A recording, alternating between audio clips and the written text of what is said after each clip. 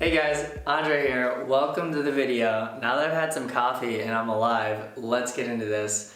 So, ever since the gyms closed and the quarantine started, I kind of had to change up my fitness goals because the routine was going to change up so much.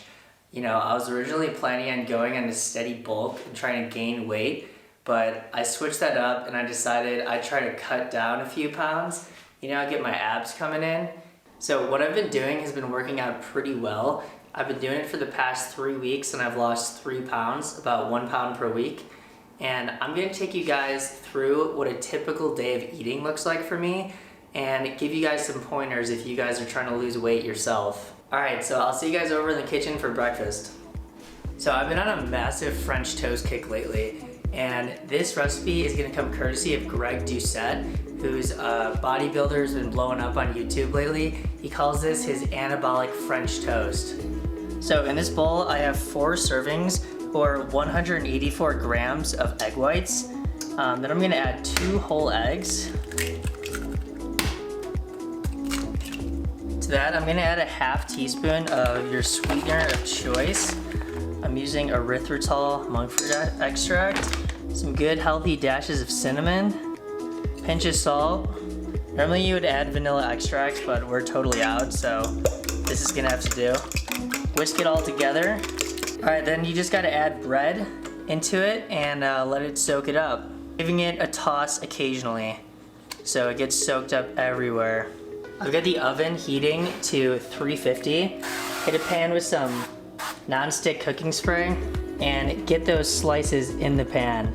You wanna choose a pan that will perfectly fit all your slices of bread, and I'll show you why in a second. So the idea of this recipe is to get maximum protein in every slice, and I have all this extra egg whites, so I'm just gonna pour this over the top of the French toast, and that's just all gonna get incorporated when we cook it.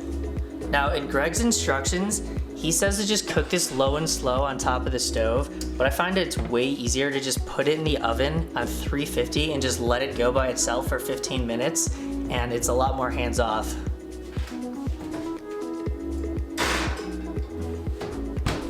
All right, 15 minutes and we'll check on that. All right, so that actually only took 12 minutes, so I'm gonna take this out and plate it up for you. It comes out like all attached in the middle, so you're gonna have to cut the pieces apart, but I'm telling you, it's gonna be good. All right, there we have it, and looking amazing. You guys can top this whatever you like, but I put some blueberries on top, and this is powdered peanut butter mixed with a little bit of water. It's a really low calorie option to add protein and like peanut butter flavor without all the calories. This whole meal is only 600 calories and 51 grams of protein. All right, let's give this guy a try. Oh yeah, it's so good. Yo, here's what you gotta do. Take a bite, give it a dunk with peanut powder. Oh yeah, so good.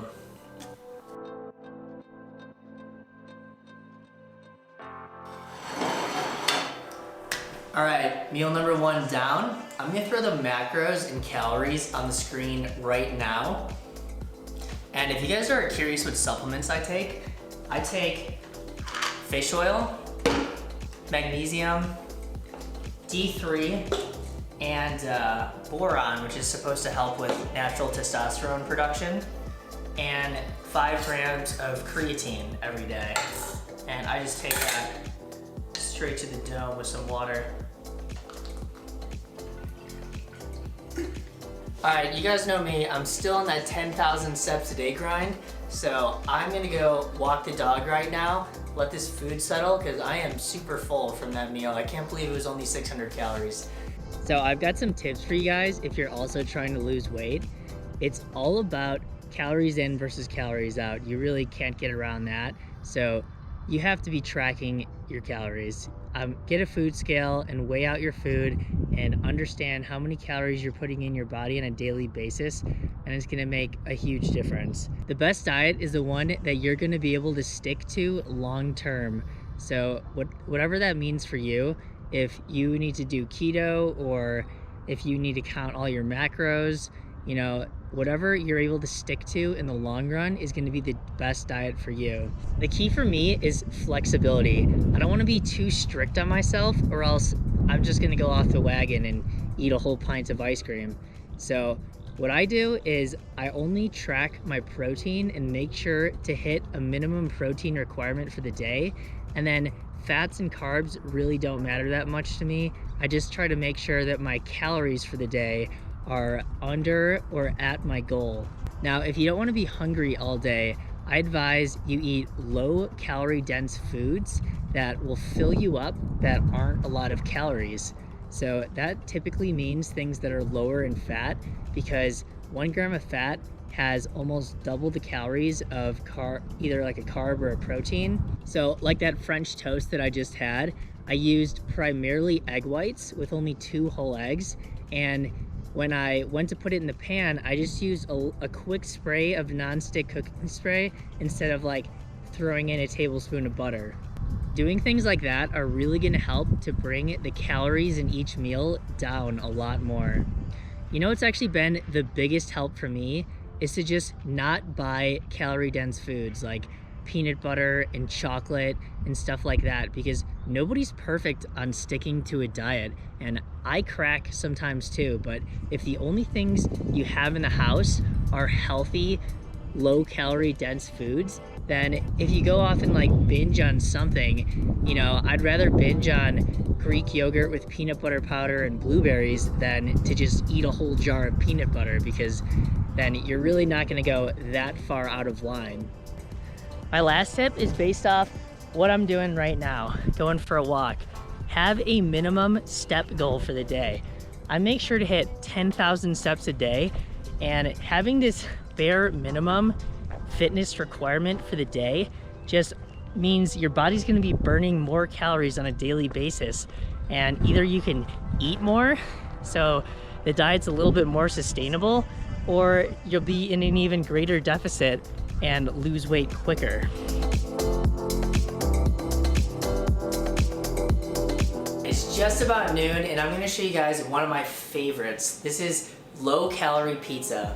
So the key here for the crust, you use a low calorie tortilla. I found these in Walmart. They're 50 calories a tortilla and 5 grams of protein. So these are gonna be perfect. All right, I'm thinking 1, 2, 3. I'm just gonna throw these in the oven at 400 and get them a little crispy beforehand. Tortillas are out of the oven, and what I'm gonna top them with is some fat-free sauce. This is only 40 calories for a 1/4 cup. So spread this between the 3 of them.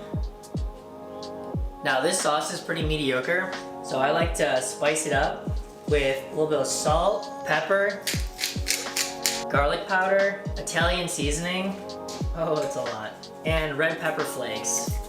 Then for the toppings, I'm using 98% lean ground turkey that I already had cooked in the fridge, and part skim mozzarella. Okay, these guys are ready for the oven. Gonna pop them in the oven on 400 for about 10 minutes.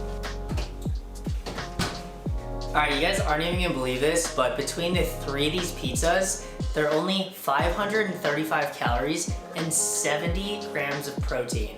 The lean ground turkey really helps to bring up the protein and keep the fat low. There we go. Once the tortillas are crispy and the cheese is melted, they're done. Gotta have the Frank's Red Hot sauce. I'm just gonna eat this right off the cutting board, but this turned out so good. Check this out, guys. A little bit of that Frank's Red Hot. Oh yeah, so good.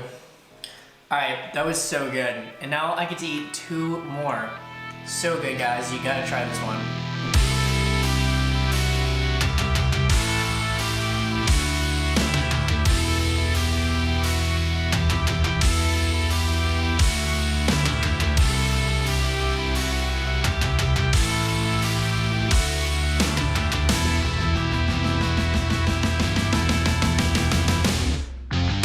Sit back, enjoy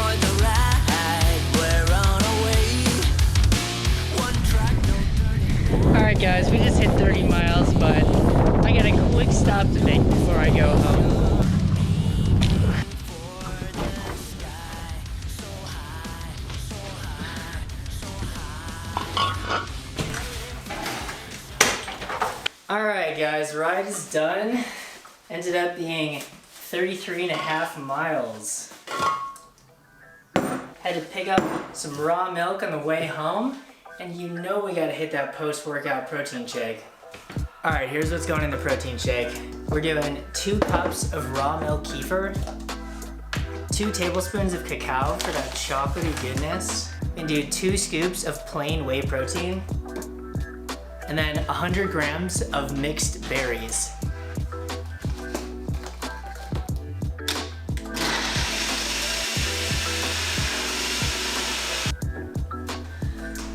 Alright, this shake is probably like 600 calories. It's pretty calorie dense because of the raw milk kefir, but you know how I do. So I'm just gonna chill out, drink this, hydrate, and I'll catch you guys later for dinner. Well, I'll tell you what, I am wiped after that bike ride, but the show must go on. It's dinner time and I'm getting hungry. So here's my plan for dinner. I'm gonna do a spaghetti and meat sauce type deal with ground beef, but instead of actual spaghetti, I'm using one of these, a spaghetti squash. I'm probably gonna just eat this whole thing because I'm like pretty dang hungry, but that's probably only like 200 calories, so it's not a big deal. Step 1, cut this guy in half. Step 2, scoop out the guts. Salt, pepper, olive oil, and then roast it in the oven on 400. And those are gonna go in the oven for 40 minutes. Alright, well that's cooking up. I'm gonna make up a meat sauce. So I've got some 90% lean ground beef here, grass-fed of course, and I'm gonna start cooking that up in the pan. I'm going to season this liberally with all the usual suspects. Salt, pepper, garlic powder, onion powder, and Italian seasoning. So we've had this habanero in the fridge for the longest time and everyone's afraid to use it, so it's going in. We're gonna pour some beer in just because. Why not? Alright, beef is cooked through. I'm gonna hit it with some tomato sauce now. I'm gonna go ahead and scoop out half of this into some Tupperware because I'm not trying to eat an entire pound of beef right now. Just gonna eat half, and I'll save the rest for another meal.